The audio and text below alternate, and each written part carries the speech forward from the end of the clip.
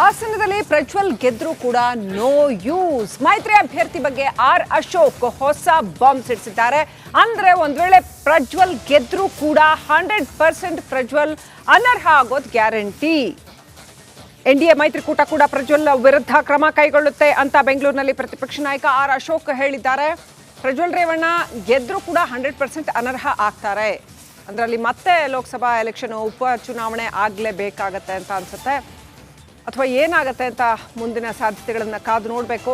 ಆದರೆ ಎನ್ಡಿಎ ಮೈತ್ರಿಕೂಟ ಪ್ರಜ್ವಲ್ ರೇವಣ್ಣ ಅವ್ರನ್ನ ಡೆಫಿನೆಟ್ಲಿ ಆಕ್ಸೆಪ್ಟ್ ಮಾಡ್ಕೊಳ್ಳೋದಿಲ್ಲ, 100% ಅನರ್ಹಗೊಳಿಸುತ್ತೆ ಅಂತ ಹೇಳಲಾಗ್ತಾ ಇದೆ.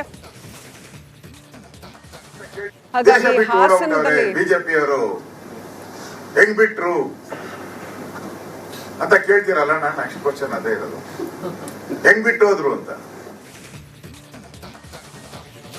ಆರ್ ಅಶೋಕ್ ಹೇಳಿದ್ದಾರೆ ಪ್ರಜ್ವಲ್ ರೇವಣ್ಣ ಅವರು ಒಂದ್ ವೇಳೆ ಗೆದ್ರು ಕೂಡ, ಈಗ ಚುನಾವಣೆ ನಡೆದಿದೆ, ರಿಸಲ್ಟ್ ಬಂದ್ಮೇಲೆ ಒಂದ್ ವೇಳೆ ಹಾಸನದಲ್ಲಿ ಪ್ರಜ್ವಲ್ ರೇವಣ್ಣ ಗೆದ್ದರೂ ಕೂಡ ಅವರನ್ನ ಅನರ್ಹಗೊಳಿಸಲಾಗುತ್ತೆ ಅನ್ನುವಂಥದ್ದನ್ನ ಹೇಳಿದ್ದಾರೆ.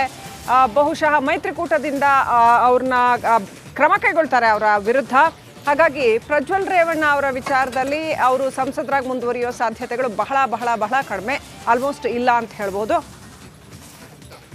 ಹಾಗಾಗಿ ಅಲ್ಲಿ ಮತ್ತೆ ಹಾಗಾದ್ರೆ ಚುನಾವಣೆ ನಡೆಯುತ್ತಾ, ಮತ್ತೆ ಬೈ ಎಲೆಕ್ಷನ್ ಆಗತ್ತಾ?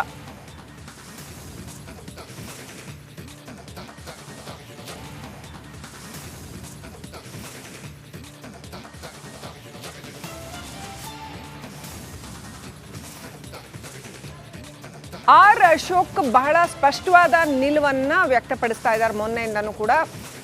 ಪ್ರಜ್ವಲ್ ರೇವಣ್ಣ ಕೇಸಲ್ಲಿ ಸರ್ಕಾರವೇ ಯಾಕೆ ಅವ್ರನ್ನ ಇಲ್ಲಿಂದ ಹೋಗೋದಕ್ಕೆ ಬಿಡ್ತು ಅಂತ ಪ್ರಶ್ನೆ ಮಾಡಿದ್ರು. ಹಾಗೇನೆ ಈ ಮೊದಲೇ ಪ್ರಕರಣ ಗೊತ್ತಿದ್ರು ಕೂಡ ಯಾಕೆ ಕ್ರಮ ಕೈಗೊಳ್ಳಿಲ್ಲ ಅಂತ ಪ್ರಶ್ನೆ ಮಾಡಿದ್ರು. ನಡಿ ಈಗ ಶುರು ಮಾಡೋಣ. ಕೇಸರಿಯಿಂದ ಮನೋಲ್ಲಾಸ ಮನಸ್ಸು ಮತ್ತೇರಿ ಕುಣಿದಾಡಿದೆ ನೋಡು, ಮನಸ್ಸು ಮತ್ತೇರಿ ಕುಣಿದಾಡಿದೆ ನೋಡು. ಕ್ಷಣ ಕ್ಷಣವೂ ಆಚರಿಸಿ ಕೇಸರಿ ಹಬ್ಬ. ವಿಮಲ್ ಬಾಯಲ್ಲಿ ಹೇಳಿ ಕೇಸರಿ. ಈಗ ಅಲ್ಲಿ ಅವ್ರನ್ನ ಅನರ್ಹಗೊಳಿಸ್ತೀವಿ ಗೆದ್ರೂ ಕೂಡ ಅನ್ನೋಂಥ ಮಾತನ್ನ ಆರ್ ಅಶೋಕ್ ಹೇಳಿದ್ದಾರೆ.